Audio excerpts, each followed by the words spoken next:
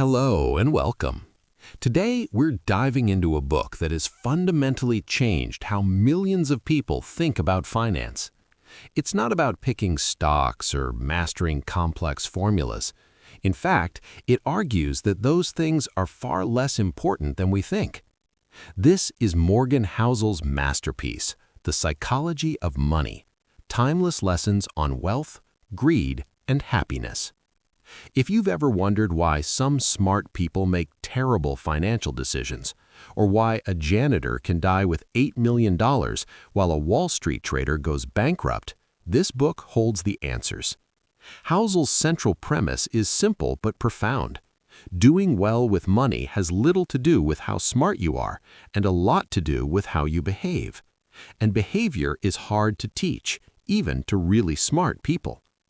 The book is a collection of 19 short stories and observations, each exploring the strange, irrational, and often contradictory ways we think about money.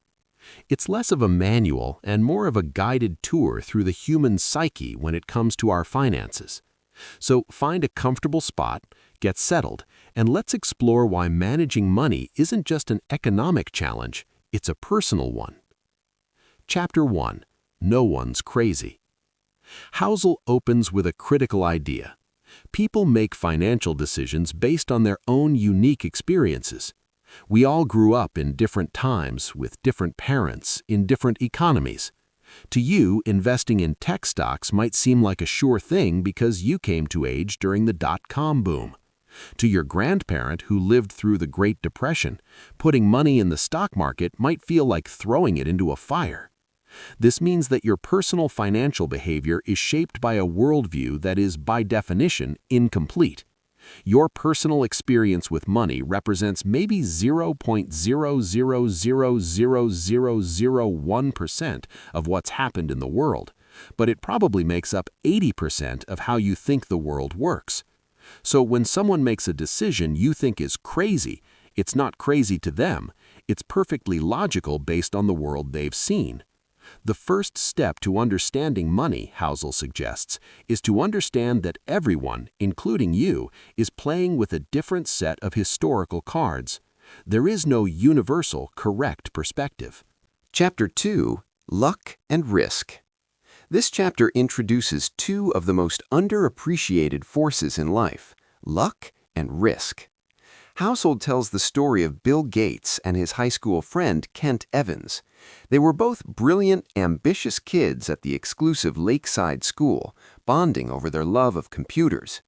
They seemed destined for similar success, but Kent died in a mountain climbing accident before they graduated. Bill Gates went on to found Microsoft. Housel uses this to illustrate that the line between luck and risk is invisible. Every outcome in life is guided by forces other than individual effort. We all want credit for our successes, but we rarely acknowledge the role luck played. And when we fail, we often blame risk, but we don't look at the role our own poor decisions might have played. The lesson isn't to be paralyzed by this, but to be humble. When you succeed, try to figure out how much was skill and how much was luck. When you fail, try to do the same. As Housel says, the harder you try to find a single identifiable cause for every success and failure, the more your conclusions will miss the mark. Focus on patterns of behavior, not individual outcomes. Chapter 3. Never Enough. This is a chapter about the hardest financial skill of all: getting the goalpost to stop moving. Housel introduces us to the concept of enough. There are people in this world who make billions of dollars, yet they risk it all, their reputation, their freedom, their life, to make just one more billion. Why? Because they haven't defined what enough looks like. The problem is that enough is not a number, it's a feeling. And in a world of social comparison, that feeling is always just out of reach. Someone will always be richer, have a nicer car, or a bigger house. The moment you start comparing your wealth to others, you lose. Housel tells a cautionary tale through Rajat Gupta, a highly successful executive who was part of the elite business world. Despite his immense wealth and status, he was convicted of insider trading. He risked everything for more, and in doing so, lost it all. There is no logic in striving for more if it means risking what is important. The hardest financial skill is knowing when enough is truly enough. As Housel puts it, there is no reason to risk what you have and need for what you don't have and don't need. Chapter 4. The Confounding Power of Compounding. This is one of the most important chapters in the book. We all know intellectually what compounding is, but we dramatically underestimate its power because it doesn't happen in a straight line. It happens slowly, then suddenly. Housel uses the ultimate example, Warren Buffett. As of this writing, Buffett is one of the richest people on earth. But here's the mind-bending fact. Housel calculates that over 99% of Warren Buffett's net worth was accumulated after his 65th birthday. Think about that. He started investing when he was 10 years old. He is a brilliant investor, yes, but his secret isn't just skill, it's time. He's been compounding his money for over 80 years. If Buffett had started investing in his 30s and retired in his 60s, very few people would have ever heard of him.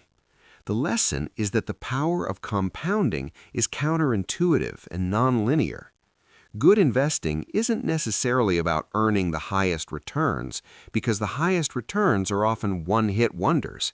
It's about earning pretty good returns that you can stick with for the longest period of time. That's when compounding runs wild. Chapter 5. Getting Wealthy versus Staying Wealthy. This chapter draws a sharp distinction between two different skills. Getting wealthy requires taking risk, being optimistic, and putting yourself out there. Staying wealthy requires the opposite. It requires humility and a healthy dose of paranoia. It requires acknowledging that the thing that made you wealthy can just as easily be taken away. Housel points to the careers of successful investors and business people. Many people can become wealthy in a bull market, but the ones who stay wealthy are the ones who survive the downturns. They are the ones who have a room for error built into their plans. Survival is the only thing that matters. If you survive, you can keep compounding. If you get wiped out, the game is over. This means having a strategy that allows you to stay in the game even when things get scary. It might mean having less debt than you can afford, or keeping more cash than seems necessary. These aren't signs of weakness, they are the pillars of endurance. Chapter 6. Tails, You Win. We are constantly bombarded with information. Stock prices move every second. News anchors shout about the latest crisis. It's easy to think that everything matters. But Housel argues that in investing, very few things matter most of the time. He introduces the idea of the tail, the small number of events that drive the vast majority of results. In venture capital, for example, a tiny fraction of investments account for almost all of the fund's returns. The rest might be losers or break even. The same is true for companies like Disney. They make hundreds of movies, but a handful of classics, the tails, generate the overwhelming majority of their profits. Great investors know this. They know they will be wrong a lot. They accept that most of their ideas won't work, but they also know that the few that do work, the tails, will be so successful that they more than make up for all the losses. This mindset allows you to be okay with being wrong. It encourages you to take lots of small, calculated risks, knowing that if you're right just a few times, the payoff can be enormous. Chapter 7. Freedom. What is the highest form of wealth? A yacht? A private jet? A mansion? Housel argues that it's none of these things. The highest form of wealth is the ability to wake up every morning and say, I can do whatever I want today. This is the idea of control over your time. Money's greatest intrinsic value is its ability to give you control over your calendar. It's the ability to wait, to choose, to not be forced into a decision because you're desperate. Housel shares research showing that having a sense of control over your life is the single most powerful predictor of well-being. It's not about being rich, it's about having autonomy. That's why people who save diligently, even on modest incomes, can be happier than high-earning doctors or lawyers who are chained to a job they hate by their massive lifestyle costs. Using your money to buy time and options is the single best investment you can make. It's the ultimate dividend that money pays. Chapter 8. The Man in the Car Paradox. This is a wonderfully short and insightful chapter. Housel asks us to imagine a man getting into a gorgeous, expensive sports car. You look at him and think, wow, that car is cool. I wish I had that car. Notice what just happened? You didn't think the man was cool. You thought the car was cool, and you wished you had it. There's a massive gap between what we think we're signaling with our possessions and what people actually see. When you see someone driving a fancy car, you rarely think, wow, that person must be generous or kind or wise. You think, if I had that money, I would buy that car too. The paradox is that we spend money we don't have on things we don't need to impress people we don't know. And in the end, those people aren't impressed with us. They're just imagining themselves in our shoes. Respect and admiration are earned through humility, kindness, and empathy, not through the display of material goods. Chapter 9. Wealth is what you don't see. This chapter builds directly on the last one. If wealth isn't the flashy car or the big house, then what is it? Housel defines wealth very simply. Wealth is the money you haven't spent yet. It's the cars not bought. It's the houses not renovated. It's the financial assets sitting in a brokerage account or a savings account. Wealth is the stuff you don't see. This is why it's so hard to learn from wealthy people. We see them doing things that look like they're spending money, but we don't see the enormous pile of assets that generate the income to support that spending. We see the spending and assume it's wealth. But spending shows you what a person values. Wealth shows you what they don't. Building wealth, then, has little to do with your income or investment returns. It has everything to do with your savings rate. It is the gap between your ego and your income. If you have a high income but you spend it all, you aren't getting wealthier, you're just living an expensive lifestyle. True wealth is the money you've accumulated, not the money you've used to buy things. Chapter 10. Save money. Building on the last point, this chapter is a powerful ode to the act of saving. In the world of personal finance, we are obsessed with returns. How do I get a higher return? What's the best investment? But Housel argues that saving is a more powerful lever than most people realize. First, your savings rate is largely within your control. You can't control the stock market. You can't control your boss or your industry, but you can control how much of your income you spend. Second, you don't need a specific reason to save. We often save for a down payment, retirement, or a vacation.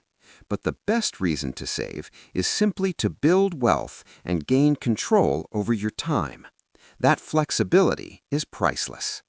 Third, and most importantly, saving money gives you control over your own schedule and the ability to wait. And in a world where everyone is trying to get you to react and make decisions, the ability to simply wait and do nothing is a superpower. Housel argues that building wealth has little to do with your income or investment returns. It has a lot to do with your savings rate. It's the gap between your ego and your income. You can be a master of the stock market and still end up poor if your ego forces you to spend everything you make. Chapter 11. Reasonable versus rational. In finance, we are taught to be rational, but humans aren't rational. We're emotional. Housel argues that it's more important to be reasonable than rational. What's the difference? Rational is purely logical. It means making decisions based on cold, hard data, regardless of how you feel. But that's incredibly hard to do when the market is crashing 30% and you're terrified of losing your life savings. Reasonable is more about being realistic about your own psychology. It means knowing yourself. For example, it might be rational to invest 100% of your money in stocks for the highest long-term return, but if that strategy will cause you to panic and sell at the worst possible moment, it's not reasonable for you. A reasonable investor might accept a slightly lower return by owning some bonds or cash because that allows them to sleep at night and stick with their plan. Being reasonable is about creating a strategy you can actually follow. A plan you can stick with, even if it's not perfectly optimized, is infinitely better than a perfect plan you'll abandon in a moment of panic. Chapter 12. Surprise. History is not a map for the future. Housel explains that we often look to the past to understand the future, but this can be dangerous because the world constantly changes. The most important economic and market events are almost always surprises, things that no one saw coming. If they were expected, they would have already been priced into the market. This is a humbling thought. It means that the investment strategies that worked in the past may not work in the future. The world that shaped your parents' financial views is not the same world you live in. The lesson is not to ignore history, but to use it as a general guide to human behavior, not as a specific guide to what will happen next. The only constant is that people will continue to be greedy, fearful, and prone to overreaction.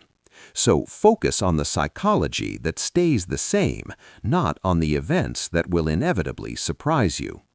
Chapter 13. Room for Error. This chapter is about the importance of humility. It's about having a margin of safety in your financial life. Housel calls it room for error. Room for error is the difference between what you think might happen and what can actually happen and still let you survive. It's not being pessimistic, it's being realistic about how many things you don't know and can't predict. You build room for error by saving more than you think you need, by having a more conservative asset allocation than your risk tolerance suggests, and by avoiding debt that could crush you. The most important part of any plan is the plan to survive when the plan doesn't work out. A plan that relies on everything going perfectly is a disaster waiting to happen. Room for error is the only way to safely navigate a world full of surprises. Chapter 14. You'll change. We all think we know who we will be in the future, but deep down we know that the past 10 years have changed us a lot. Housel presents research showing that people systematically underestimate how much they will change in the future. We tend to think of the present as a finished product, but it's just a snapshot in a long, ongoing process. This has huge implications for money. We make long-term financial plans based on the person we are today, but what if that person wants something completely different in 10 years? The job you're saving for, the house you're dreaming of, you might not want those things in the future. Housel suggests that we should avoid the extremes of financial planning. Don't save so much that you make your current self miserable, but don't be so short-sighted that you leave your future self with nothing. The key is moderation and flexibility. It's okay to change your mind. The goal is to have a financial life that allows you to adapt to the person you're constantly becoming. Everything has a price, but not all prices are listed on the tag. In the world of investing, the price of admission is volatility, fear, uncertainty, and regret. We all want high returns, but we don't want to pay the price. That price is watching our investments drop in value, feeling the fear of a recession, and dealing with the uncertainty of the future. We look at these feelings as penalties or fines that we should avoid, but Housel argues that we need to see them as fees, as the cost of doing business, the price of admission. If you want the potential for high returns, you have to pay the fee of volatility. There's no way around it. The moment you accept that volatility is not a fine, but a fee, you can stop trying to avoid it and start accepting it as part of the journey. Successful investing is simply the process of paying the fee over and over again in order to collect the long-term reward. This chapter addresses the crucial point that all financial advice is not created equal, because all people are not equal. Your financial goals, time horizon, and risk tolerance are unique to you. The investment strategy of a 25-year-old tech entrepreneur is going to look very different from that of a 65-year-old retiree. Housel warns us to be very careful whose advice we take. Just because someone is successful doesn't mean their strategy is right for you. They might have a longer time horizon, a higher tolerance for risk, or a completely different source of income. The most important thing is to understand your own financial game. What are you playing for? What do you need? When you can answer those questions, you can filter the overwhelming amount of financial noise and focus only on the information that is relevant to your specific situation. Chapter 17. The Seduction of Pessimism. Why does bad news grab our attention more than good news? Why is the financial media filled with predictions of doom? Housel explains that pessimism is more persuasive than optimism because it feels more intelligent and responsible. When someone predicts a market crash, they sound cautious and wise. When someone predicts that things will be fine, they sound naive. But the reality is that the global economy has, for centuries, marched forward. Progress happens slowly and quietly, while setbacks are sudden and loud. We notice the setbacks and miss the slow, steady progress. This is a dangerous bias because it can lead us to make irrational decisions, like selling everything and hiding our money under the mattress. The key is to recognize that pessimism is seductive, but optimism, a rational, long-term optimism, is the only force that has ever propelled humanity forward. You need to be optimistic that the future will be better, while being realistic enough to survive the inevitable setbacks along the way. Chapter 18. When you'll believe anything. We all have gaps in our knowledge. We can't possibly know everything about the economy, the markets, and every company. So what do? We fill in the gaps with stories. We find a simple narrative that explains a complex world. This is why conspiracy theories are so popular. They offer a clean, simple story that makes sense of chaos. In finance, this is just as dangerous. We listen to the pundit on TV who tells a compelling story about why a stock is going to go up, even if the evidence is shaky. We want to believe the story because it makes us feel smart and in control. The lesson here is to be aware of our own need for narrative. When you find yourself believing something with absolute certainty, especially on a complex topic, take a step back. Ask yourself, what if I'm wrong?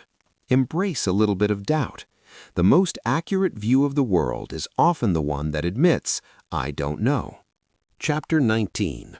All Together Now. This chapter is a brief summary of the book's key lessons. Housel weaves them together into a single coherent philosophy. Go out of your way to be humble, because you are a product of both your effort and forces outside your control. Treat uncertainty with respect, because you will be surprised. Focus less on specific people and case studies and more on broad, general patterns. Save more than you think you need to, because you will change and the world will surprise you. Have room for error, because survival is the only thing that matters.